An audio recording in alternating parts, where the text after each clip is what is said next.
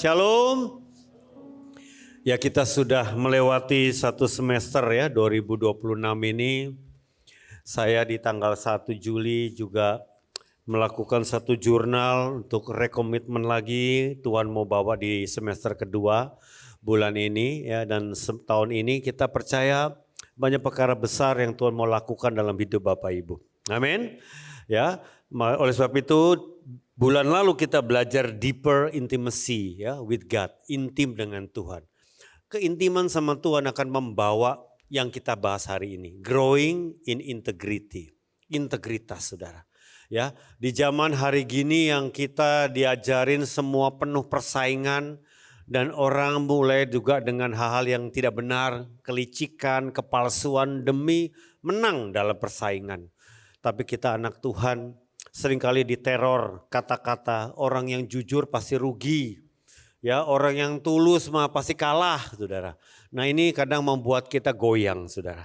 Tapi saya mau katakan, justru orang yang punya integritas, yang tulus, yang jujur, itu akan jadi pemenang, saudara. Amin. Beritahu sebelahnya, jangan takut untuk hidup tulus, katakan. Jangan takut untuk hidup yang tulus ya. Apa arti ketulusan atau integritas ya, bahasa Indonesianya ketulusan. Saya mau kita baca sama-sama definisi ini 2, 3. Integritas adalah keutuhan dari hati, pikiran, perkataan dan perbuatan kita baik dalam kesendirian atau privat maupun di hadapan orang lain atau publik dan berlandaskan kebenaran. Nah, ini definisi yang saya rangkum dari berbagai sumber dan ini lengkap Bapak Ibu ya. Pertama, integritas adalah keutuhan. Bahasa Ibraninya tome ya, makanya ada Tommy di sini. Keutuhan ya, ini bahasa aslinya. Keutuhan dari apa? Hati dan pikiran. Bapak Ibu, kalau hati sama pikiranmu nggak sinkron, apa yang terjadi? Hatimu maunya taat, tapi pikiranmu hitung-hitungan rugi. Nah, kan gak sinkron ya. Hati mau taat tapi pikiran, aduh kalau taat saya rugi, mesti bohong-bohong dikit ini. Nah, apa yang terjadi? Konflik batin Bapak Ibu. Hati pikirannya gak sinkron ya. Kita bisa benar-benar bergumul ya, bimbang ya. Makanya hati pikiran mesti sama. Lalu apa? Pikiran sama perkataan mesti sama. Coba, pikiranmu mau apa, kata-katamu beda gitu saudara. Apa yang terjadi? Dusta gitu. Basa-basi bisa juga. Seringkali kita terbiasa basa-basi, betul ya. Kalau ditanya, apa kabar bro? Baik, baik. Padahal lagi masalah keuangan berat. Kadang-kala masalah kesehatan. Kenapa ngomong baik gitu ya. Tapi karena kebiasaan, basa-basi. Padahal harusnya kita belajar apa adanya ya. Waduh, doain bro, lagi gak baik-baik saja nih. Saya lagi ada sakit gitu. Ya, mungkin kita apa adanya. Tapi karena kebiasaan ya, pikiran perkataan beda. Apalagi perkataan perbuatan beda. Ingkar janji, omdo, ya ngomong doang gak dilakuin. Ya ini sering kali, makanya gak sinkron. Orang yang punya integritas semuanya satu. Hatimu, pikiranmu sama, pikiran perkataanmu sama, sama perbuatanmu sama.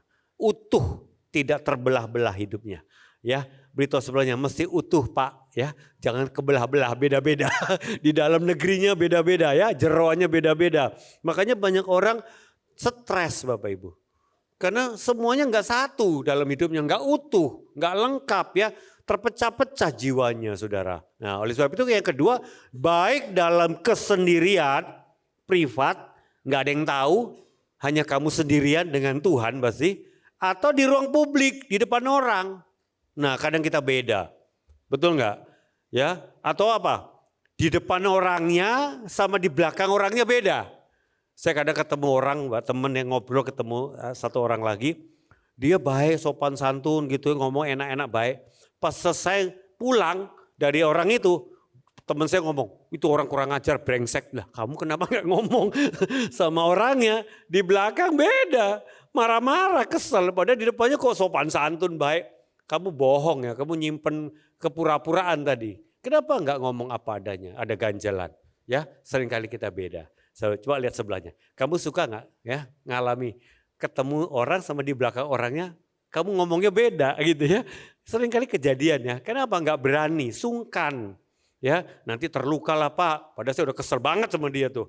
Nah, habis ketemu dia, aduh nggak enak lah, udahlah basa-basi aja. Nah ini seringkali jadi budaya yang salah. Akibatnya apa? Kebiasaan-kebiasaan yang sehari-hari yang kecil kita anggap kecil ini, akhirnya jadi apa? Karakter. Ini bahaya. Karakter kita begitu, saudara. Akibatnya apa? Ya hidup kita ke depannya ya nggak punya integritas ya. Nah oleh sebab itu yang penting landasannya kebenaran ya, semuanya ini kebenaran. Oleh sebab itu Bapak Ibu, keintegritas ini adalah karakter dasar. Orang untuk belajar karakter atau kita didik anak kita tentang karakter, belajarlah mulai dari sini. Dimulai dari apa? Belajar hidupnya tulus, jujur. Karakter dasar dan terutama.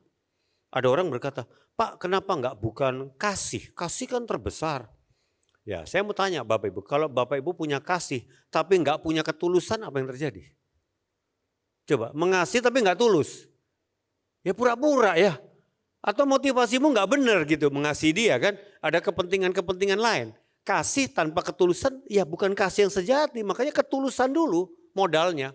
Kalau udah ada tulus apapun karakter di atas ya akan kuat Bapak Ibu. Ya, oleh sebab itu belajarlah membangun fondasi integritas. Apa fondasi integritas? Tiada yang lain.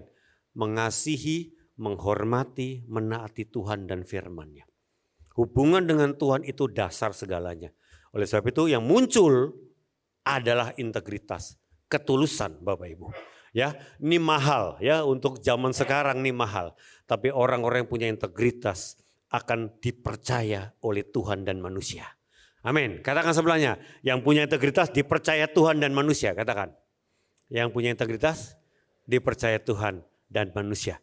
Nah Bapak Ibu, ada banyak orang tanya ayatnya di mana? Mari kita lihat. Mazmur 25-21 menjadi landasan kita. Kita baca bersama 2-3. Ketulusan dan kejujuran kiranya mengawal aku, sebab aku menanti-nantikan Engkau. Kata ketulusan yang seringkali kita temukan ya di Alkitab. Dalam bahasa Inggris, may integrity and honesty protect me, for I put my hope in you. Jadi integritas dan kejujuran ya melindungi, mengawal itu apa? Menuntun dan melindungi. Jadi kalau kita punya integritas itu yang mimpin hidup kita kemana-mana. Yang penting saya tulus lah Pak. Gak mau neko-neko, gak mau macam-macam lah Pak. Saya tulus saja, lurus saja hidup saya. Itu yang pegangan saya Pak. Nah itu. Jadi ini menuntun saya sekaligus melindungi saya. Kenapa? Dijauhkan dari cobaan-cobaan. Kalau saya mau tulus, mau digoda, ngaco, gak mau saya Pak. Saya nolak Pak. Nah ini menjaga saya. Akibatnya apa? Saya benar-benar akan mengandalkan Tuhan. Kalau Tuhan pimpin saya gak akan mau tergoda oleh segala bujukan-bujukan. Untuk hidup gak jujur, hidup gak tulus. Nah oleh sebab itu ini modal kita yang pertama Bapak Ibu yang utama. Amin. Nah saya kasih contoh saudara di dalam Raja Daud. Daud ini dikatakan apa ya? Di dalam 1 Raja-Raja 9 ayat keempat. Tuhan ngomong sama anaknya Salomo ya. Hai anak-anak, mengenai engkau Salomo katanya. Jika engkau hidup di hadapanku sama seperti Daud ayahmu. Dengan tulus hati, integrity of my heart. Dengan benar dan berbuat sesuai dengan segala yang kuperintahkan kepadamu. Jadi Daud disebutkan tulus, integritas. Padahal kan kita tahu kisahnya Daud. Daud apa? Pernah melakukan pelanggaran dosa apa Bapak Ibu? Apa? Berzina sama Batseba, betul ya? Wah itu dosa serius tuh dalam pernikahan, betul ya? Apalagi lebih jahatnya apa? Merancangkan pembunuhan kepada Uria suaminya. Wah itu jahat sekali. Kalau sekarang mungkin hukuman 20 tahun itu. Ya kan? Ngeri sudah. Kejahatan yang besar. Tapi kenapa kok Daud disebutnya tulus? Karena Daud mau mengakui dosanya. Awal-awalnya dia tidak bertobat dalam dikuasai hawa nafsu dengan Batseba ya, dan Uria sampai dibunuh begitu saudara. Tapi tiba-tiba Tuhan kirim apa? Nabi Nathan untuk tegur dia. Nathan sindir dengan perumpamaan ya. Nathan berkata, Pak Raja ada satu kisah. Apa kisahnya? Satu rakyat miskin Pak. Cuma punya 1 ekor domba. Enggak punya apa-apa selain 1 domba ini satu-satunya. Tapi raja di pemerintahan itu kaya raya Pak. Punya banyak domba. Ya, tiba-tiba ada tamu datang ke raja mau bertamu makan malam. Raja nggak rela ngambil satu domba buat dimasakin buat tamunya dari sekian banyak dombanya. Dia ngambil dari dombanya si rakyat kecil yang miskin ini Pak. Satu-satunya diambil, namanya raja suka-sukanya ya. Diambil Pak, dombanya si satu-satunya dimasakin buat tamunya. Kira-kira menurut raja apa? Marah Daud. Kurang ajar itu orang. Raja kurang ajar itu. Mana ada raja begitu? Langsung si Nathan nembak. Itu kamu. Waduh, kenapa? Kamu rela. Siapa sih Uria orang setia? Kamu habisin, kamu ambil istrinya, kamu bunuh dia. Di situ dia hancur hati, mengaku dosa. Bapak Ibu yang terkasih. Jadi integritas memang bukan bicara kesempurnaan, nggak pernah buat salah. Kalau begitu ya kita nggak ada yang bisa punya integritas. Ya, nggak ada yang bisa sempurna kan. Semua kita pernah lah salah. Apa yang harus dilakukan? Orang yang punya integritas mau mengakui bertanggung jawab tentang kesalahan, berarti ngaku dosa. Dan kemudian tidak menyalahkan orang. Saya yang salah Pak. Nah itulah integritas. Kalau yang nggak punya integritas, yang cari kambing hitam, yang penting membela diri, membenarkan diri. Nah itu yang nggak punya integritas. Jadi integritas sekali lagi bukan berarti sempurna, tidak pernah salah, tapi rela, berani. Saya ngaku salah Pak, ngaku dosa. Dan bangkit bertobat kembali. Itulah modalnya orang integritas. Amin. Oleh sebab itu saya mau kita bahas, di dalam sejarah dunia ada kisah terkenal tentang pelanggaran integritas. Kehancuran integritas. Bapak Ibu tahu The Great Wall, tembok Cina, betul ya? Saya sendiri belum pernah ke sana. Kalau yang pernah tur ke Beijing pasti diajak ke Great Wall, tembok Cina ya. Tembok ini termasuk warisan dunia. 7 keajaiban dunia. Ya, kenapa? Panjangnya tembok itu 21.196 km. Wah luar biasa Bapak Ibu. Temboknya segitu 20 ribuan ya. Tingginya 8 sampai 10 meter. 10 meter itu kalau di gerbang-gerbang itu lebih tinggi. Dan lebarnya pun 5 sampai 8 meter kalau di gerbang lebih lebar. Kenapa 5 meter? Supaya kereta kuda bisa lewat, tentara bisa lewat. Jadi di dalam tembok itu bisa perjalanan kereta-kereta itu. Dalam perang itu kan dilindungi ya. Jadi bisa orang lewat kiri kanan di bawahnya tembok itu saudara. Jadi kokohnya luar biasa ya. Dan yang hebatnya dibangun selama 2.300 tahun. Wow, zaman dulu nggak ada bulldozer, nggak ada peralatan canggih. Ya pakai manusia aja bangun.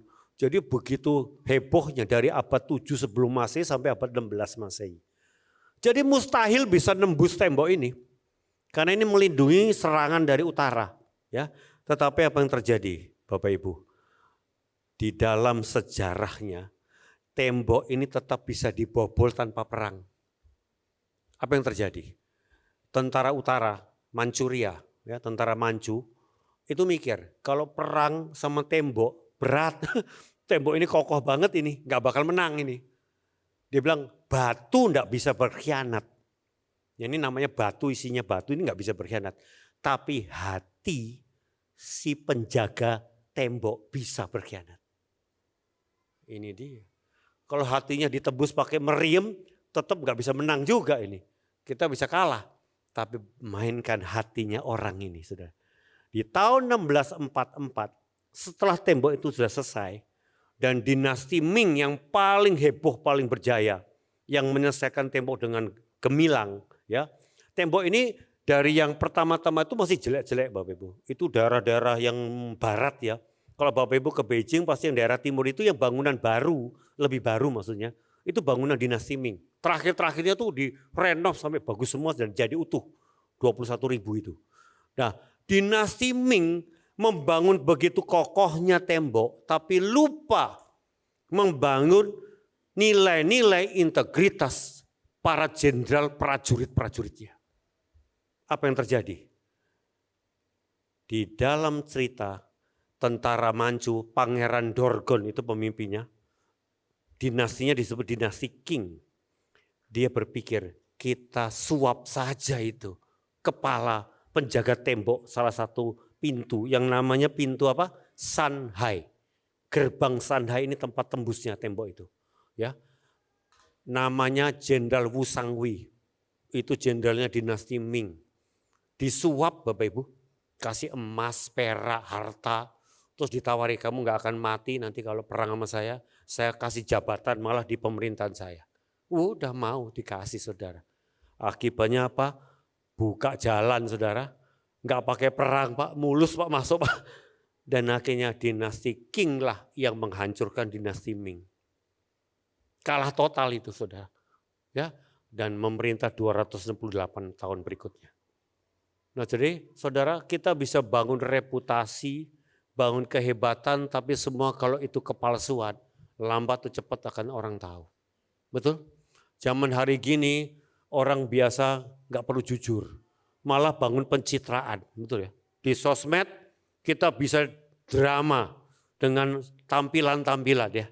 Satu hari ada pasangan sudah kritis, sudah mau cerai ya saudara. Kami layani, kami tanya, kamu katanya mau cerai. Saya lihat Instagram suamimu, semuanya kok mesra banget kamu sama suami.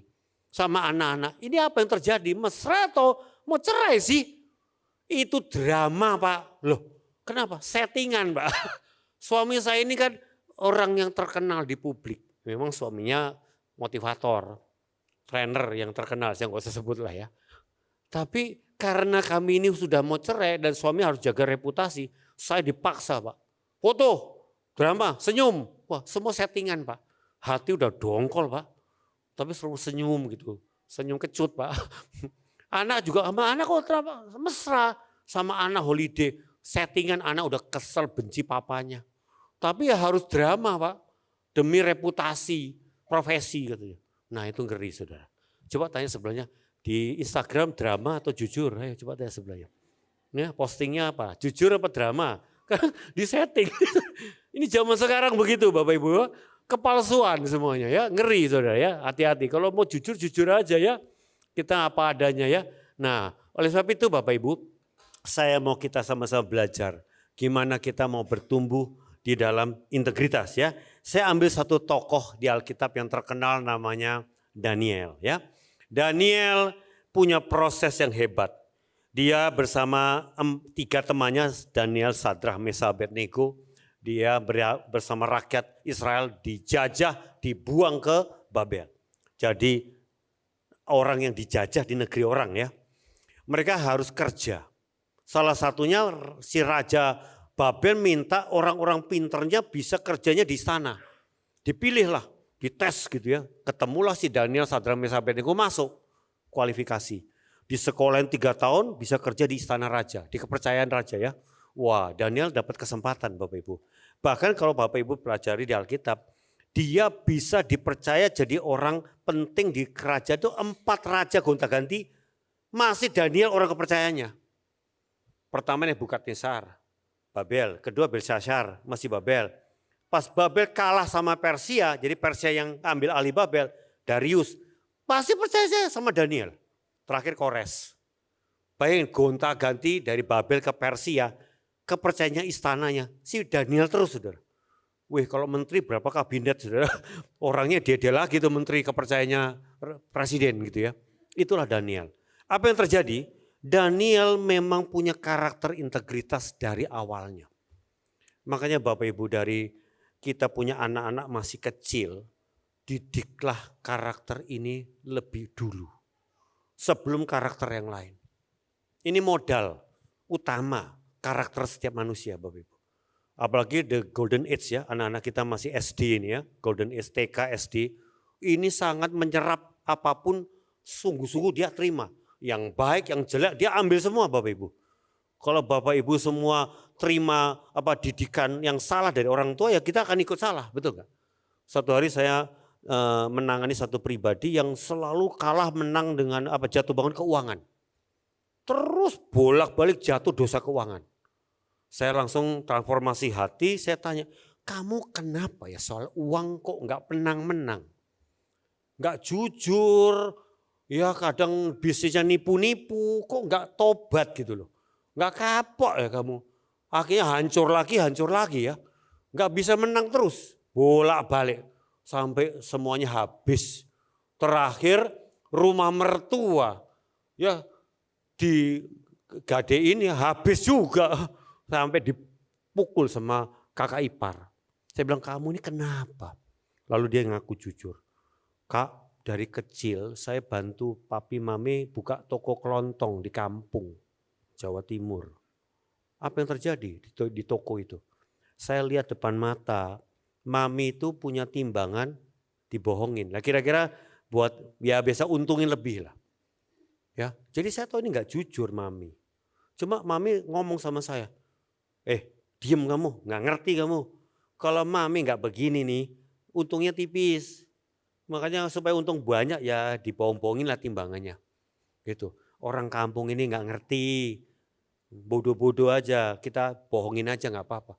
Masuk itu, dari kecil dia bantuin di toko tiap pulang sekolah, bantuin mami papi di toko.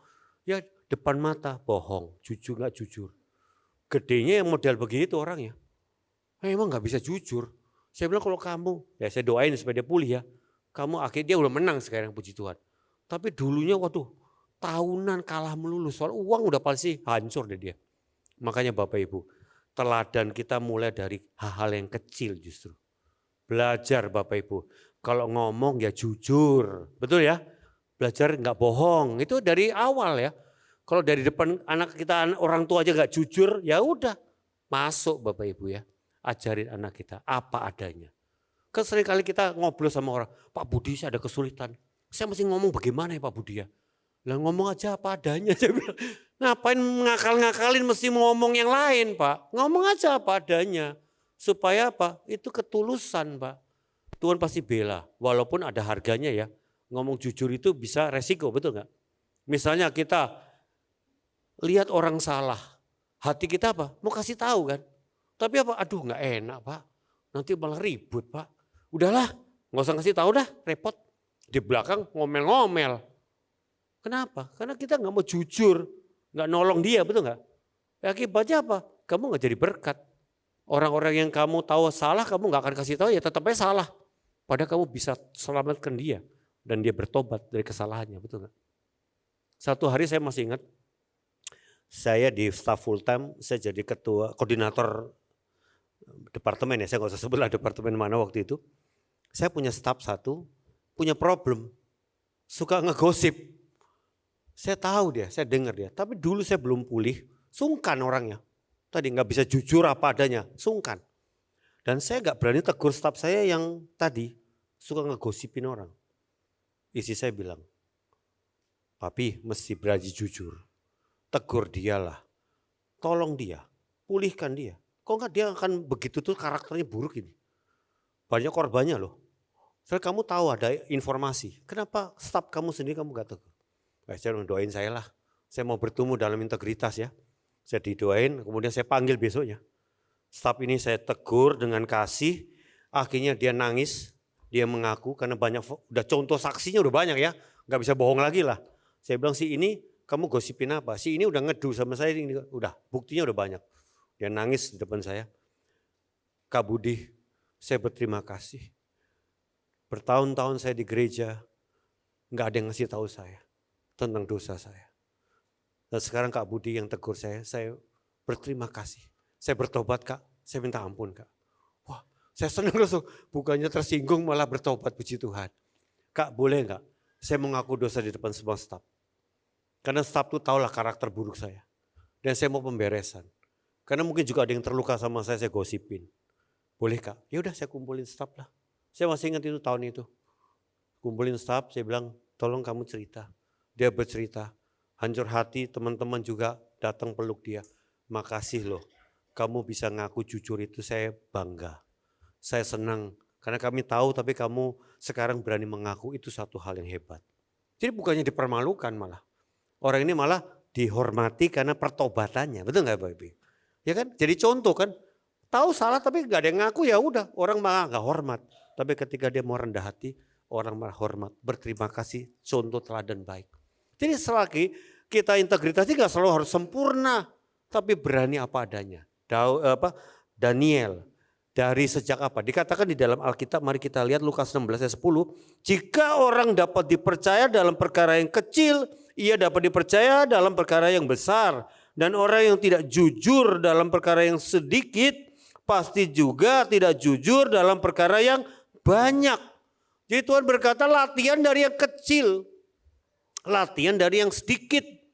Kalau yang sedikit aja kamu bohong, sedikit aja kamu, misalnya nih, kamu beli barang dikasih kembalian, kembaliannya lebih gitu. Salah hitung si penjualnya, oh kok lebih? Mikir kan? Ya saya ambil aja. Jadi keuntungan lebih buat saya kan? Atau saya balikin. Itu kan pilihan di kita. Uang kecil. Selisih 10.000 lah. Kelebihan uangnya 10.000. Ngitungnya salah. Kan, Ci kelebihan Ci. Ini kakak Ci rugi loh kalau kamu ini gak salah ini hitung nih Ci. Balikin duitnya kan. Tapi ada orang puji Tuhan malah gitu dimasukin ya. Keuntungan lebih ya. Diskon. Kan gak benar saudara. Dia hal kecil kan. Dia juga gak tahu soal salah hitung. Tapi bisa juga dites Bapak Ibu. Siapa tahu dia ngetes Bapak Ibu. Wah gak jujur itu orang. Ya kita gak tahu kan. Saya masih ingat dulu naik taksi. Supir taksinya bersaksi sama saya. Pak Budi. Karena ngobrol-ngobrol terus tahu oh Kristen. Kita ngobrol lebih dalam lagi kan. Saya tanya Pak pernah gak pengalaman narik penumpang yang menarik. Yang Bapak pernah alami boleh cerita ke saya. Wah saya masih ingat Pak Budi. Narik penumpang dari bandara. Malam-malam ada pesawat malam landing. Saya jemput orang bule Pak. Waduh ini ke hotel dia ya. Saya jemput ke hotel. Itu shift terakhir lah. Udah capek saya. Saya ambil terakhir. Sampai ke hotel saya turunin dong. Saya pulang dong. Oke. Saya baru kaget sampai rumah. Ternyata ada dompetnya si bule itu jatuh. Bukan jatuh di jok. Jatuh di bawah. Makanya saya juga gak lihat. Bulenya juga gak lihat kan. Ninggalin kan biasanya kita lihat. Udah dompetnya jatuh. Pikiran saya bule juga. Bukan dompet sorry handphone. Kalau handphone kan dia ngecek lagi. Kalau ini handphonenya jatuh ya gak bisa ngecek kan. Bule itu gak bakal telusuri saya juga. Handphonenya di saya ambil aja handphonenya selesai kan. Tapi hati nurani Pak. Saya belajar integritas sebagai anak Tuhan. Saya balik ke hotelnya khusus loh Pak. Saya balikin tuh handphonenya dia. Padahal jauh loh Pak. Udah sampai rumah saya. Tapi Tuhan tegur saya. Ayo pulangin tuh handphone. Si bule kasihan. Langsung saya belajar setia Pak. Nah ini sekali lagi hal yang tersembunyi.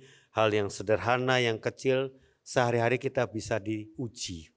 Bapak Ibu. Amin. Latihan dari hal kecil. Ya, Daniel diuji waktu itu dengan Daniel, Sadrak, Mesak, Abednego soal makanan. Mereka sebagai orang Yahudi punya tata cara, aturan untuk tidak makan makanan yang haram gitu ya.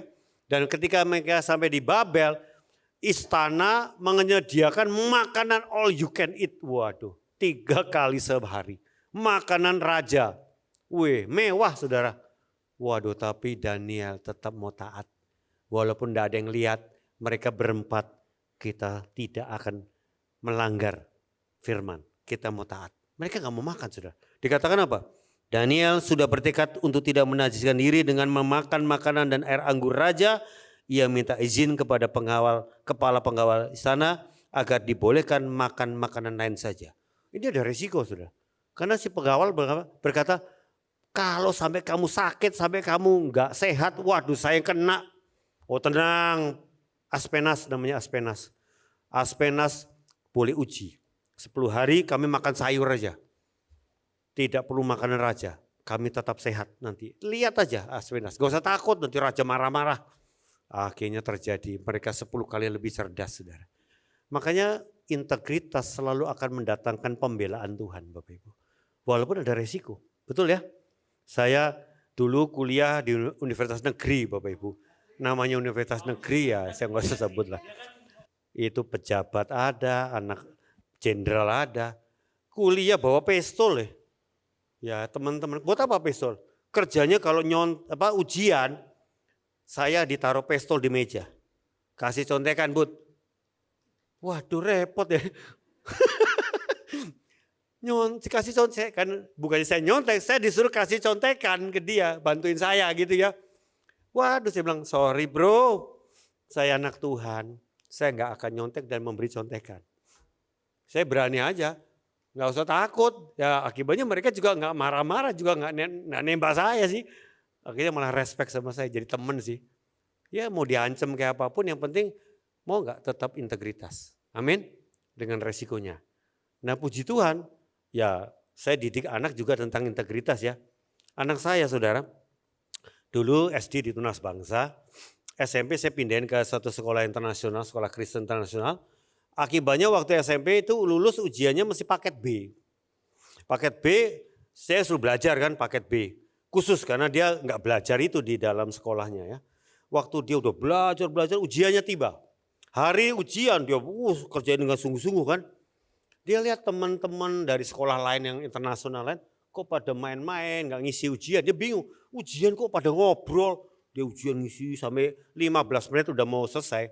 Tiba-tiba kepala yang pengawasnya ujian itu berkata, ya adik-adik siap ya, Bapak akan beritahu jawabannya. Loh, nyontek rame-rame. Kaget sih anak saya ini.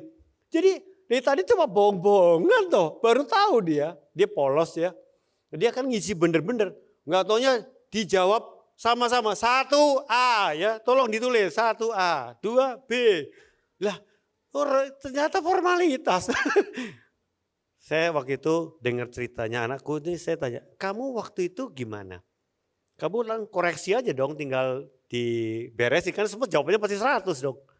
Enggak papi, aku tetap sama jawabanku. Kenapa? Kan itu nyontek papi. Kan pengawas yang ngajarin. Enggak papi, aku yang penting di hadapan Tuhan aku mau jujur papi. Wah anakku lurus banget ya, puji Tuhan sih. Tapi ya dengan resiko dia nggak 100 ya, karena dia tahu ada salah berapa ya. It's okay papi, itu aku lulus juga kan. Ngapain aku robah jawabanku? Itu yang ngaco, itu yang mimpin ngaco. Tapi papi saya mau sama Tuhan bener. Wow, saya bangga juga sama anak saya. Saya nggak sangka anakku selurus itu hidup ya. Dan ujian dan pengalaman berikutnya dia ujian di sekolahnya. Satu hari dapat 100, dia pulang mukanya nggak berseri-seri. Kenapa kamu dapat 100 kok gak senang? Soalnya ada masalah papi. Kenapa? Gurunya gak lihat nomor 8 tuh salah kok dibenerin. Pi. Oh gitu. Dalam hati saya puji Tuhan ya, gurunya lihat ya. Jadi 100 ya. Enggak lah Pi, harusnya salah lah, aku gak layak dapat 100. Oh gitu. Jadi apa yang kamu melakukan? Besok aku kasih tahu gurunya supaya dikoreksi. Wih, anakku lurus banget. Harusnya diem-diem aja gak apa-apa lah. Tapi anak saya lebih lurus saudara. Besoknya benar-benar, Bu Guru saya gak boleh dapat 100, nomor 8 salah kok ibu gak lihat. Oh iya, ganti 96. Kalau saya jadi gurunya saya kasih 110 malah. Kenapa? Karakter jujurnya itu nilai tambahnya ya. Bagi saya nilai gak penting Bapak Ibu. Kejujuran itu yang penting. Amin. Itu lebih mahal dari sekedar 96, 100. Kadang-kadang kita ribut marah-marah soal nilai, betul kan? Dapat rapot berapa? Padahal kejujuran itu jauh lebih mahal Bapak Ibu. Itu modal utama dalam hidup setiap orang. Makanya didik anak kita belajar jujur. Tulus, gak neko-neko. Daniel pun dengan soal makanan, dia tidak neko-neko. Aku taat sama Tuhan, walaupun gak ada yang lihat, kita berempat aja ya. Di sana kita tetap mau jujur sama Tuhan. Nah, ini Bapak Ibu. Ini langkah pertama, mulai dari yang kecil sehari-hari. Yang kedua, apa yang terjadi? Tiba-tiba raja dapat mimpi Nebukadnezar. Dan akhirnya mimpinya tuh dia mau cari artinya apa? Dikumpulin semua orang pintar di sana. Enggak ada yang bisa, marah tuh raja. Ya, raja ngamuk, dia bilang, aku bunuh kamu semua kalau nggak bisa artiin mimpi saya. Termasuk Daniel kena. Daniel langsung datang. Nah, Daniel punya komunitas akuntabilitas. Itu kuncinya. Dia punya Sadra, Mesah, Abednego sebagai komunitas sepakatnya, komunitas pemuritannya. Dia saling kuatin, saling jaga. Betul ya? Dalam kesulitan ini ngeri-ngeri sedap nih sama Raja Nebukadnezar nih. Lagi ngamuk nih, kita mau dibunuh semua nih. Apa yang terjadi? Daniel dikatakan ya pasal 2. Lalu ia pulang menceritakan masalah itu kepada Hananya, Misael dan Azaria. Ini nama aslinya sebelum dirubah jadi Daniel, Sadra, Mesah, Abednego. Teman-temannya, mereka meminta kepada Allah semesta langit untuk menyatakan kemurahannya kepada mereka dengan memberitahukan rahasia itu supaya mereka tidak akan dibinasakan bersama-sama dengan orang-orang Kasdim di Babel. Jadi mereka doa sepakat. Tuhan beri kami hikmat apa arti mimpi raja. Akhirnya dibukakan sama Daniel dan raja pun senang. Nih Bapak Ibu luar biasa. Berikutnya apa? Daniel komitmen sama teman-temannya. Lalu ayat 249. Atas permintaan Daniel, raja mengangkat Sadrak, Mesak, Abednego sebagai pembantu Daniel untuk menangani semua peristiwa di wilayah Babel. Sedangkan Daniel sendiri tinggal di istana. Tuhan angkat anak-anaknya yang tulus dan jujur. Bapak Ibu kasih tahu sebelumnya, jangan takut sama godaan dunia, katakan. Jangan takut kamu. Apapun tekanan dunia, kamu mau tetap jujur tulus sama Tuhan. Pasti kamu dibela Tuhan. Amin.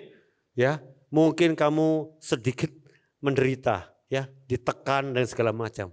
Tapi nggak usah khawatir. Tuhan bangkitkan, pulihkan kamu. Ini selalu dialami oleh Daniel berkali-kali, Bapak Ibu. Makanya saya mau tanya Bapak Ibu, punya nggak komunitas yang Bapak Ibu bisa akuntabilitas? Kalau kamu lagi tertekan, tergoda, saya mesti didoain ini. Udah nggak kuat ini. Saya harus tetap jujur, tapi gimana resikonya besar ini. Minta topang komunitasmu, doain kamu. Aku mesti kuat, nggak boleh menyeleweng nih dari jalan Tuhan ini aku. Nggak boleh tergoda aku, tolongin aku. Makanya diri yang tersembunyi berani dibuka di komunitas. Akuntabilitas ya, komunitas pemuritan. Mesti belajar apa adanya Bapak Ibu. Kalau kita di akuntabilitas di pemuritan nggak ada ya repot. Sama siapa kamu mau jujur?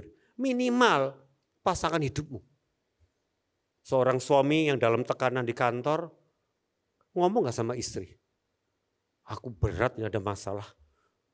Coba kamu boleh doain saya. Saya bingung nih gimana ya ngomong sama bos ini. Nah saudara cerita, istri pun kalau dapat tekanan ya, dalam kehidupannya ngomong sama suami enggak? Minimal pasangan hidupmu harus dari orang yang akuntabilitas sama kita ya. Nah ini yang kedua. Yang ketiga, Daniel ngadepi masalah lagi. Ganti raja ada aja masalahnya. Ini waktu itu zamannya sudah Raja Darius. Raja Darius itu dari Persia ngalahin Babel ya, raja kerajaan Persia. Sama, Darius percayain Daniel lagi. Makanya pada menteri-menterinya iri hati betul sama Daniel. Apa yang terjadi kita lihat kasus berikutnya di dalam Daniel 6. Hal ini membuat para penguasa lainnya serta wakil-wakil raja itu sangat iri kepadanya. Mereka mulai mencari-cari kesalahan pada Daniel dalam melaksanakan tugasnya di dalam pemerintahan supaya mereka dapat mengadukan dia kepada raja. Tetapi mereka tidak dapat menemukan kesalahan apapun padanya. Ia setia dan jujur dan tidak membuat kelalaian. Akhirnya mereka berkata, satu-satunya kesempatan kita mencari kesalahan padanya ialah sehubungan dengan kepercayaan serta ibadahnya kepada Allahnya. Jadi Daniel memang gak bisa dicari-cari kesalahannya, gak ketemu. Hebat saudara. Makanya kalau Bapak Ibu lurus lempeng ya, baik di rumah maupun di publik, baik di kamar maupun di gereja. Banyak orang kenapa? Di gereja sama di rumah beda. Saya punya komunitas anak-anak hamba Tuhan. Ya, kami layani anak-anak pendeta. Bapak Ibu tahu? Kacau-kacau Bapak Ibu. Bukannya benar-benar, kenapa? Saya tanya, kenapa kamu hidupnya hancur? Jawabannya apa? Aku paling kecewa sama papaku sendiri. Papaku pendeta. Saya dulu waktu pimpin LEDS, ketua SCT LEDS ya, waktu di awal-awal merintis. Anak pendeta senior datang, diantar mamanya. Kenapa Bu? Saya kenal kan, ini pendeta terkenal soalnya. Kenapa anak ibu? Anak saya narkoba Pak. Tolong doain anak saya. Saya mau kirim ke SCT LEDS. Dapatnya yang pasien-pasien begitu saudara. Kasus sudah berat-berat saudara. Kenapa kok sampai anaknya narkoba? Bapaknya pendeta top loh saudara. Ya itu tadi. Antara di rumah sama di gereja beda bapaknya. Kecewa banget sama bapaknya. Ribut terus sama bapaknya. Ada lagi, anak pendeta lain lagi. Kenapa Bu diantar ke STT? Anak saya udah ngehamilin anak orang Pak. Tolong Pak dipulihin Pak. Aduh macam-macam. Tempat pemulihan saudara. Tapi ya itulah yang terjadi, pedih hati.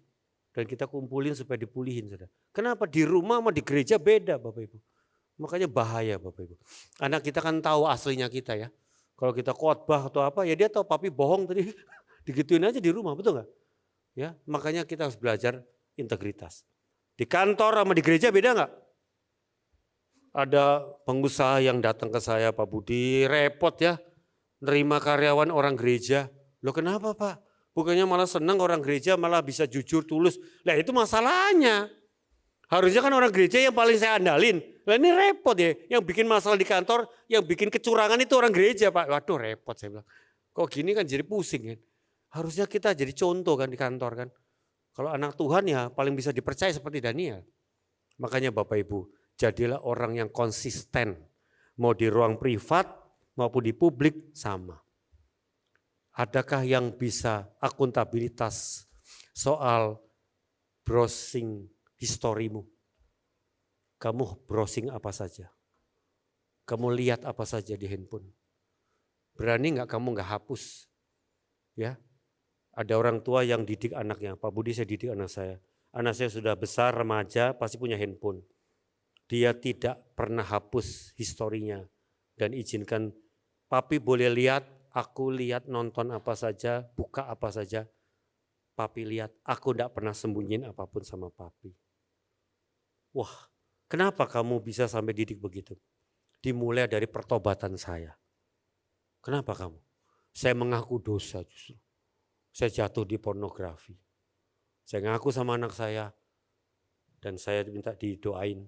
Dan akhirnya anak saya ngaku, papi aku juga mau ngaku, aku juga jatuh papi. Sama-sama bapak anak sama aja kan, jatuh. Gak apa-apa, terbuka kan. Tapi sejak itu boleh gak kita saling jaga akuntabilitas. Papi juga gak pernah hapus histori, kamu juga gak pernah hapus, bisa dibuka. Siap papi, sejak itu komitmen anak sama anak, orang tua sama anak. Bagus, luar biasa. Makanya kita harus jadi contoh teladan dalam hal-hal yang sederhana. Tidak ada perbedaan antara privat dan publik. Sama siapapun ya, saya ini apa adanya. Suami istri bisa nggak jujur total gitu. Nggak ada bohong-bohong apapun. Nggak perlu takut Bapak Ibu. Ya saya pernah konflik sama istri. Dalam arti saya nggak tahu sesuatu yang istri lakukan ya. Memang dia punya problem dengan adiknya yang dia harus tolong. Tapi kadang-kadang kita harus sepakati jumlah uang yang harus ditolong, menolong dia tuh angkanya berapa kan gitu ya. Kita suka bantu memang. Tapi kadang-kadang karena kebutuhan, nah istri saya waktu itu terbuka. Dia memberi tidak sesuai kesepakatan. Artinya dikasih lebih lah ya. Tidak seperti yang saya udah sepakati. Dan dia merasa udah gak enak hati lah. Dia bilang, aku ditegur Tuhan papi. Aku sudah beri dia jumlah yang kamu gak setujui. Aku mau ngaku dosa. Oke, thank you. Dan itu baik. Ya kan? Kan saya juga gak tahu gitu ya. Dia diem-diem ngasih uang lebih. Tapi karena kejujuran ya, oke. Kita doakanlah supaya bisa kita nolongnya bagaimana, saya bilang. Gak usah diem-diem lah. Kenapa kamu takut untuk bicara jujur? Ini contoh sehari-hari Bapak Ibu yang bisa terjadi sama siapa aja Bapak Ibu. Jadi Daniel waktu itu dapat masalah apa? Mereka iri hati ya dikatakan, dan mereka ingin menjebak Daniel dengan ibadahnya. Apa yang terjadi? Dibikinnya peraturan. Dalam 1 bulan ke depan, kalau ada yang ketahuan berdoa bukan sama raja, karena raja itu kayak dewa Bapak Ibu. Kalau ada yang berdoa bukan sama raja, mesti dibuang ke gua singa. Raja dipepet, bikin satu SP peraturan, dikeluarin surat perintah, tanda tangan raja, keluar surat. Makanya Daniel langsung kumpul sama teman-temannya. Kita siap. Kita tidak akan berubah, ibadah tetap ibadah, doa tetap doa. Ketahuan lah, dia lagi doa di kamar, diserbu, disergap, ketangkeplah, dibuang ke gua singa Bapak Ibu. Rajanya yang nangis, karena rajanya sayang Daniel. Waduh, aku ketipu sama menteri-menteriku. Sekarang Daniel dia bilang, aku akan berdoa supaya Daniel diselamatin sama Tuhanmu, Tuhannya Daniel, dari singa-singa ini. Raja tidak bisa tidur Bapak Ibu. Apa yang terjadi? Memang pembelaan Tuhan terjadi. Daniel bayar harga karena ketaatannya harus masuk gua singa. Terus Tuhan bikin rajanya tidak bisa tidur, nangis, puasa semalam-malaman. Pagi-pagi dia lihat, Daniel masih hidup, hidup raja. Aduh kaget. Kenapa? Dibikin puasa si singa-singanya sudah. Kagak makan hari ini. Ya, walaupun ada makanan enak, si Daniel ditergam aja bisa. Tapi tidak ada yang menyentuh Daniel. Tuhan bela kita. Amin. Sebaliknya rajanya ngamuk. Kalau begitu raja mengumumkan. Apa yang dikatakan di dalam kata-kata ini. Bersama ini kuberikan perintah. Bahwa di seluruh kerajaan yang kukuasai, Orang harus takut dan gentar kepada Allahnya Daniel. Sebab dialah Allah yang hidup, yang kekal untuk selama-lamanya. Pemerintahnya tidak akan binasa dan kekuasaannya tidak akan berakhir. Dia melepaskan dan menolong dan mengadakan tanda dan mujizat di langit dan di bumi. Dia yang telah melepaskan Daniel dari cengkraman singa-singa. Wow. Malah rajanya declare kesaksian bagi dunia. Hidupmu kalau tulus ya Bapak Ibu, kamu akan jadi terang dimanapun. Orang akan lihat hidupmu dimanapun. Amin. Dan orang akan cari Tuhanmu. Aku pengen ikut kamu orangnya jujur. Nah, kembali ke anak saya, saudara. Anak saya waktu SMP di sekolah Kristen Internasional itu, SMA saya doa. Ya setiap kali kan saya doa ya. Saya bilang, Tuhan bilang apa sama saya? Pindahin anakmu ke sekolah sekuler. Supaya dia tahu dunia ini gelap. Dia harus jadi terang. Terlalu enak anakmu dari dulu sekolahnya Kristen banget gitu ya. Ini kasus saya ya, enggak usah ditiru ya. Enggak semua mirip ya. Ini kejadian saya sama anak saya. Tuhan ngomong begitu ya, saya taati. Saya pindahin sekolah sekuler, kamu harus belajar jadi terang ya.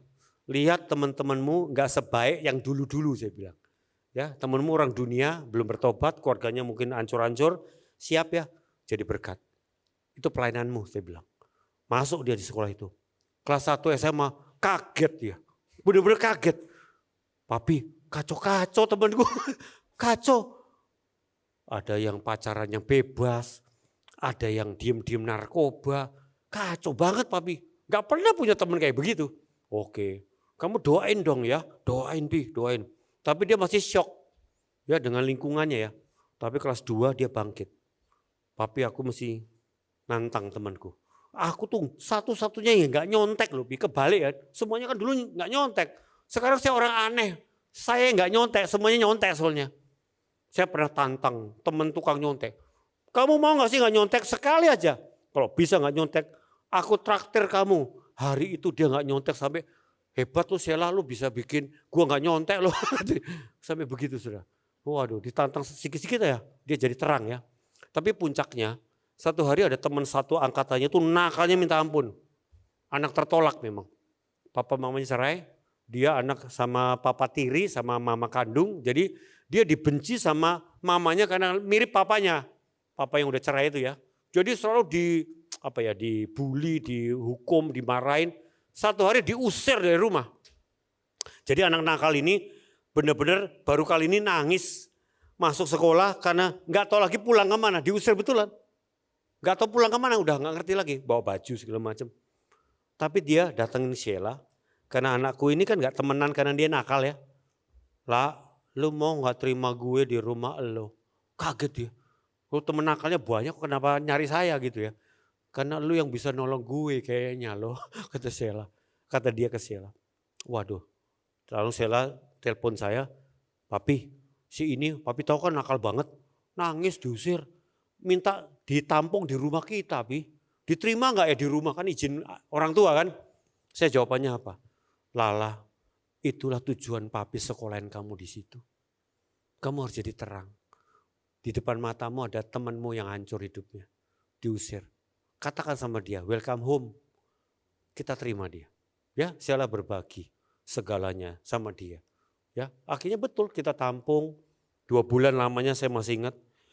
Dia nangis lihat keluarga kami. Lah enak ya lu ya keluarga lu, gue tiap hari dipukulin sama papi mami. Nah kami kan doa bareng, ngobrol di rumah segala macam. Dia bertobat, lahir baru.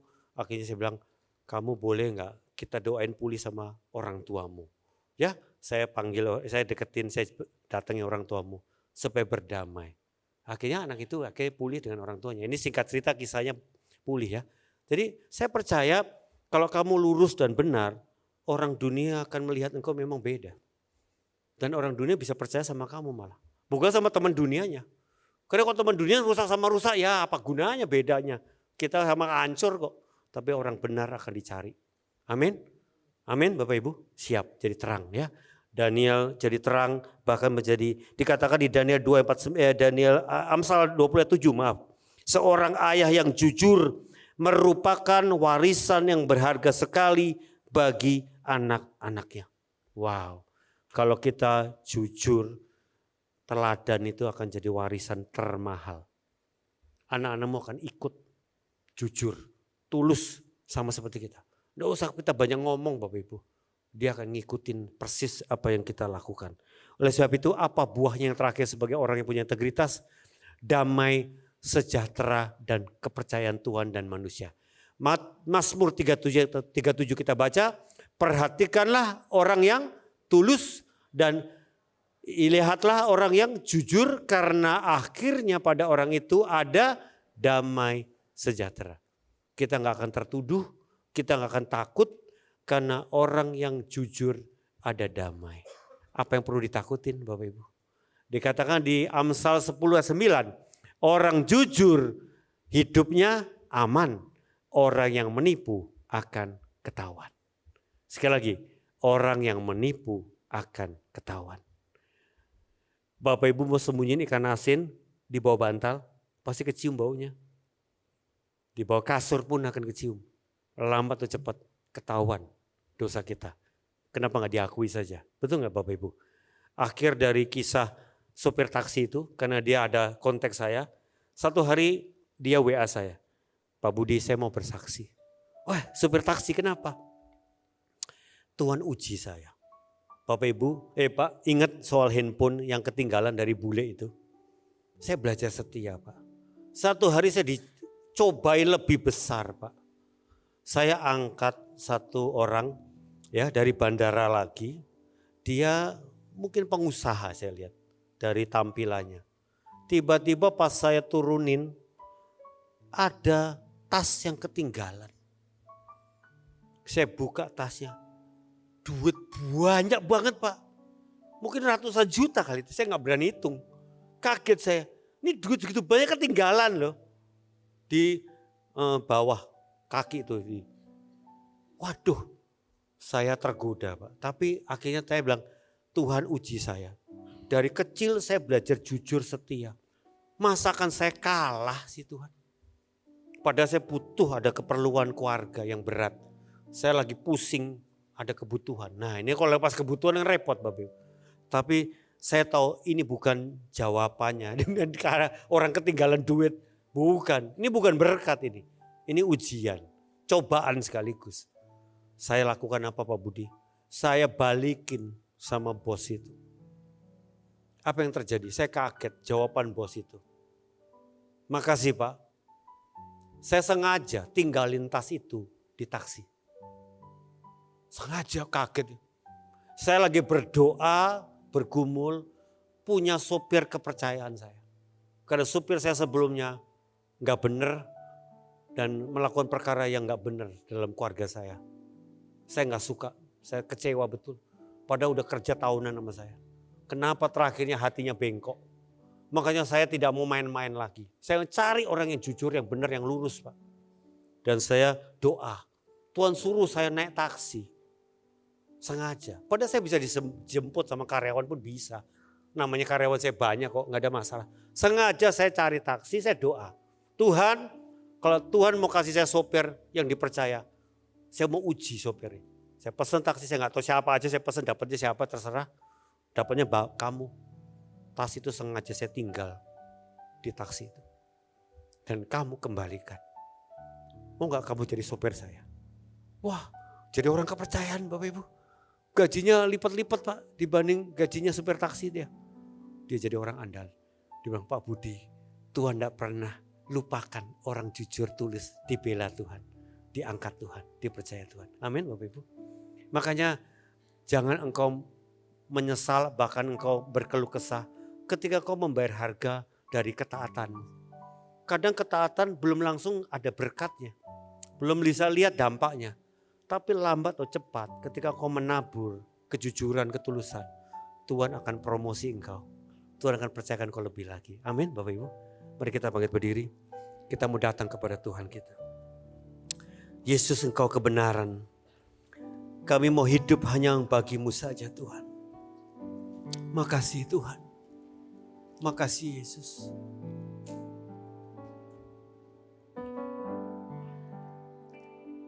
Yesus kau kebenaran.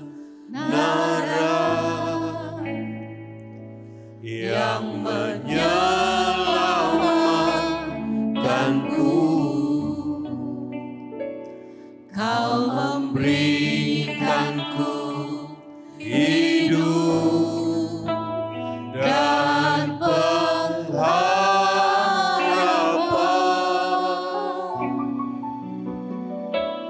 Ku ikut kehendak-Mu,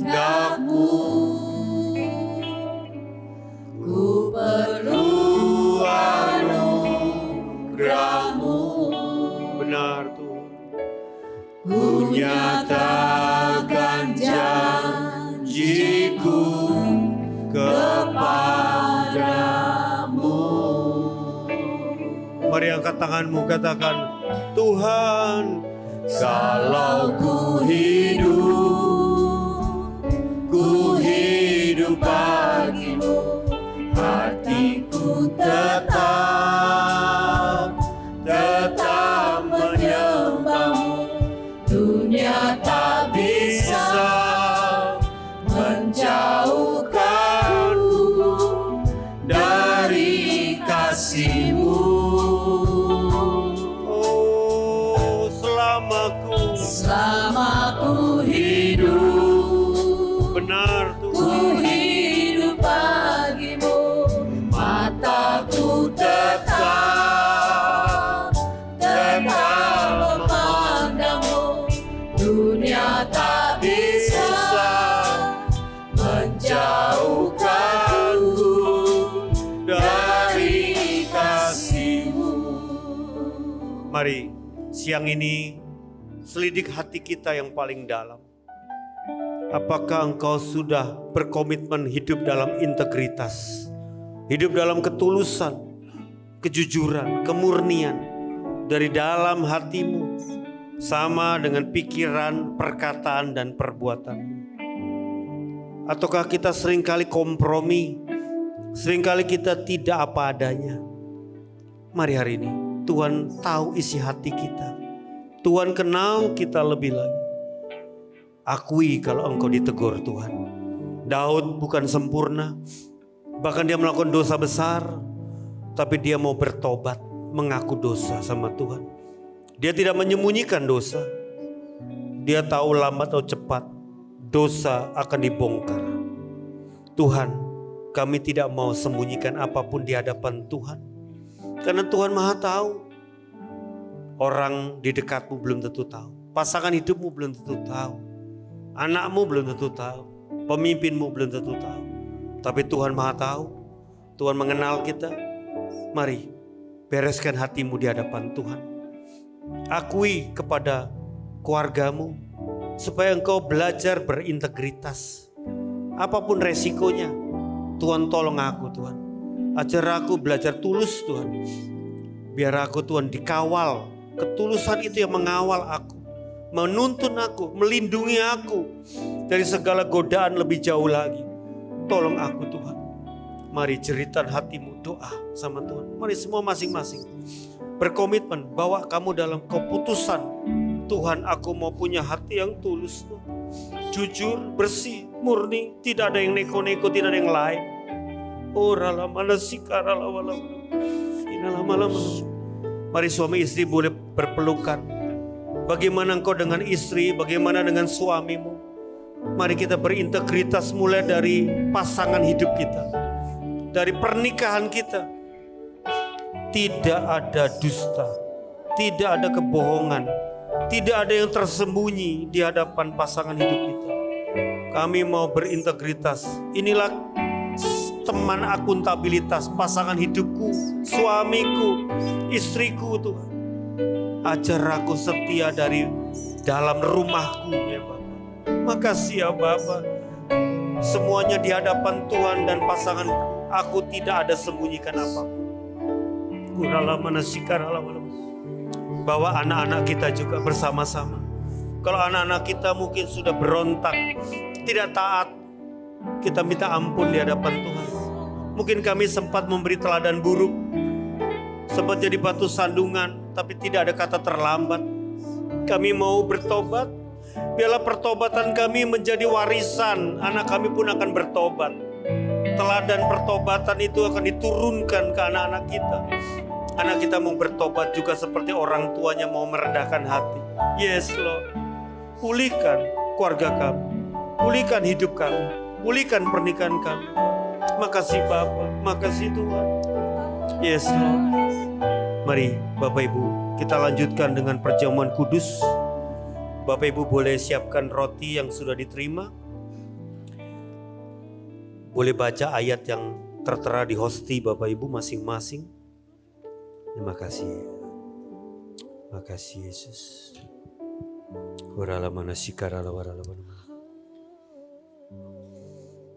Kami mengingat akan Yesus Kristus yang penuh dengan totalitas, setia sampai mati di kayu salib.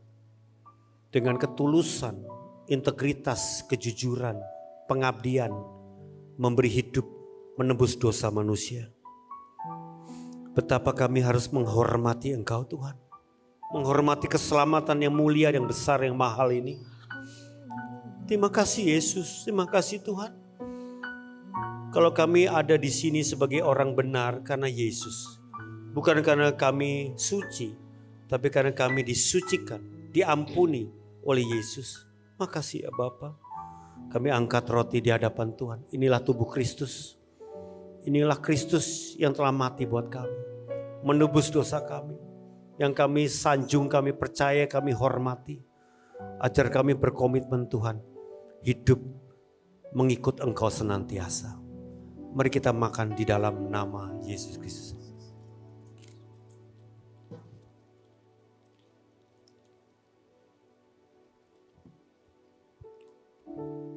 Kita angkat cawan anggur di tangan kanan kita. Terima kasih Tuhan buat darah-Mu yang telah tercurah bagi kami.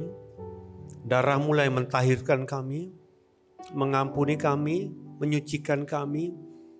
Bahwa kami sebenarnya tidak layak Tuhan. Karena begitu banyaknya dosa kami melawan Engkau, tidak mentaati Engkau. Tapi sungguh Tuhan, kami ada karena kuasa pengampunan-Mu ya Bapa. Terima kasih ya Bapa. Kami diampuni untuk kami hatinya bersih, murni. Kami mau jaga hati kami tetap tulus, murni, jujur, bersih Tuhan. Inilah kami Tuhan. Darah-Mu itu mahal sekali Bapa. Darah domba yang sempurna itu yang telah berkorban bagi kami. Makasih ya Bapa. Sekali lagi tahirkan kami Bapa. Dan kami mau minum di dalam nama Yesus Kristus. Terima kasih Yesus, terima kasih Tuhan. Terima kasih Tuhan. Hamba membawa jemaat Tuhan di tempat ini. Pimpin kami, kawal kami dengan ketulusan dan kejujuran hidup kami. Jagai kami, tuntun setiap hari-hari kami. Baik di rumah, di gereja, di kantor, dimanapun kami berada. Kami tetap satu utuh, tidak terbelah-belah, tidak ada perbedaan. Kami mau apa adanya di hadapan Tuhan dan manusia. Kami mau hidup dalam terang ya Bapa. Makasih ya Bapa, ajari kami ya Bapa. Dan kami percaya Tuhan tidak pernah berbohong. Waktunya kami akan hidup selalu dalam damai sejahtera Tuhan. Hidup di dalam pembelaan Tuhan, perlindungan Tuhan senantiasa. Terima kasih ya Bapa, berkati umat Tuhan yang berkomitmen di dalam integritas. Yang percaya dan sungguh-sungguh sama-sama katakan amin. Tuhan Yesus berkati. Tepuk tangan buat Tuhan kita, haleluya. God bless.